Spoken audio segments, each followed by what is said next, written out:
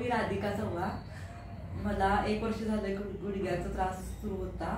मी अनेक डॉक्टरांना दाखवले, परंतु तेवढंच गोळ्या खाल्ल्या की कमी यायचं. आयुर्वेदिक हे केले ते पण म्हणजे कोर्स हे गोळ्या संपल्या की परत दुखायला चालू व्हायचं. आणि म्हणजे हाडांच्या डॉक्टरांनी ऑपरेशन करायला सांगितलेलं. मग आम्ही सुजोग डॉक्टरांना भेटलो, त्यांना एक 15-16 वेळा दाखवलं. त्याच्यानंतर आता माझं कमी आहे, सूज कमी आहे पायाची, म्हणजे व्यवस्थित चालता येते. Okay, thank you. तुम्हाला आमच्या हॉस्पिटलमध्ये इंजेक्शन गोळ्या काय दिल्या का? नाही. काय केलं ट्रीटमेंट? मॅगमेंट आणि ते ॲक्युपंक्चर परत. ओके, ठीक आहे.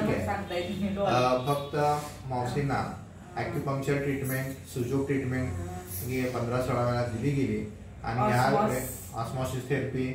तर त्या सर्व ट्रीटमेंटमध्ये त्यांना भरपूर चांगला रिझल्ट आला. पायाची सूज गेली, चालायला लागले, आता स्टेप टाकतात.